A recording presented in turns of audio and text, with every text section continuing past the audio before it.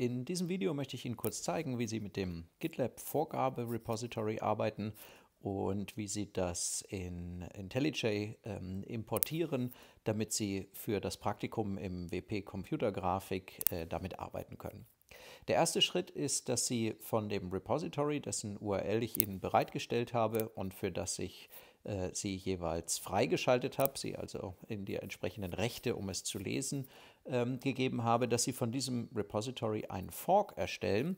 Das machen Sie in GitLab ganz einfach dadurch, dass Sie hier oben auf diesen Button Fork klicken und dann werden Sie gefragt, an welcher Stelle in Ihrem GitLab Sie den Fork ablegen wollen, und damit haben Sie dann einen Klon, eine Kopie dieses Repositories, auf dem Sie selber arbeiten dürfen, wo Sie auch Veränderungen vornehmen können, wo Sie eigene Dateien einchecken können. Nachdem Sie das gemacht haben, müssen Sie diesen Klon natürlich noch wieder auf Ihre lokale Festplatte klonen. Dazu klicken Sie wie gehabt hier auf das Feld Clone, wählen die HTTPS-URL aus und kopieren sich die.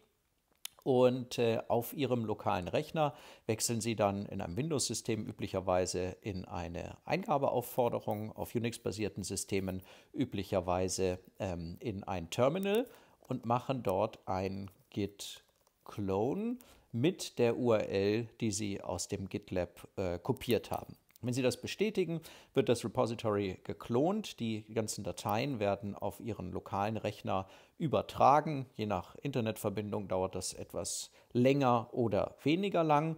Nachdem Sie das gemacht haben, können Sie nochmal nachgucken. Es sollte dann ein Verzeichnis wp-cg entstanden sein. Wir können da auch nochmal reinwechseln und uns angucken, was da drin ist. Da sehen Sie, ist unter anderem ein Source-Ordner, ein Doc-Ordner, wo ein bisschen Dokumentation drin ist, und eine Gradle-Build-Datei. Es wird nämlich Gradle verwendet, um das Projekt automatisch zu generieren innerhalb IntelliJs, insbesondere damit die ganzen Abhängigkeiten, die Sie brauchen, aufgelöst werden und Sie das nicht manuell konfigurieren müssen. Und den Schritt machen wir jetzt auch noch gemeinsam. Ich wechsle also auf IntelliJ und wähle dort Import Project. Ich importiere also ein neues Projekt. Ich verwende die aktuelle Version von IntelliJ, das ist aktuell Version 19.3. Das sehen Sie hier. Grundsätzlich sollte das aber auch mit etwas älteren oder wenn demnächst 20.1 erscheint, auch damit funktionieren. Als Java-Version verwende ich Java 11, weil das die aktuelle Version ist, die Langzeit-Support hat. Voraussichtlich funktioniert das Ganze auch mit Java 12 oder 13. Wenn Sie sicher gehen wollen, verwenden Sie Java 11. Ich wähle also jetzt hier das Importieren des Projektes und muss als erstes das Verzeichnis auswählen, in das ich eben geklont habe. Bei mir war das temp wp-cg.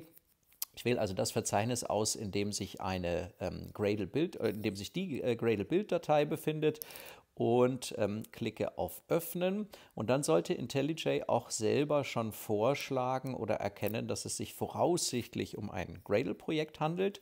Das heißt, diese Option Import Project from External Model mit der Auswahl Gradle sollte vorgenommen werden. Dann können wir hier mit Finish bestätigen.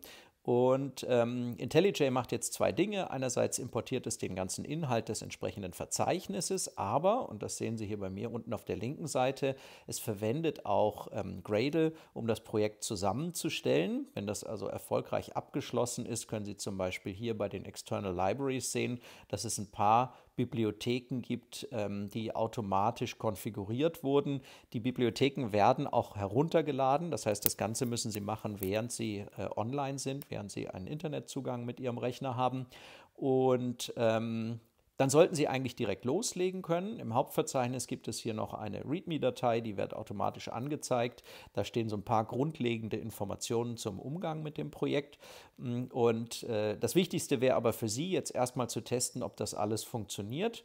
Und das können Sie dadurch machen, dass Sie hier im Package wp-cg die Klasse Computergrafik Application öffnen.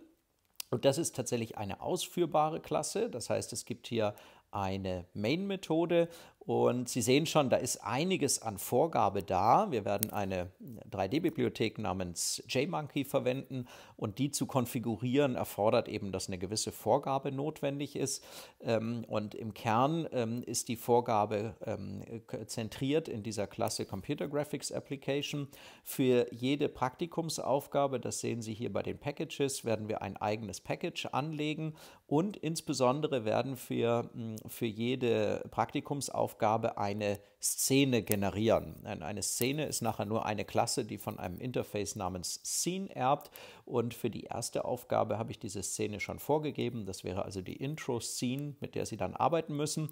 Und hier in der Main-Methode müssen Sie dann einfach immer die Szene austauschen, je nachdem, in welcher Praktikumsaufgabe Sie gerade sind.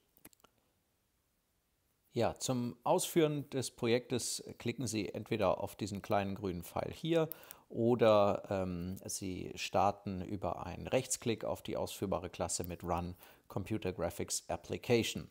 Und ob das Ganze funktioniert, sehen Sie daran, dass hier so ein 3D-Fenster aufpoppt, wo so ein animierter Ritter über eine Ebene läuft. Wenn Sie soweit sind, dann hat das Einrichten des Projektes auf jeden Fall geklappt. Machen Sie sich als erstes natürlich mit dem Inhalt ein wenig vertraut, und dann können Sie auch mit der Bearbeitung der Praktikumsaufgaben starten.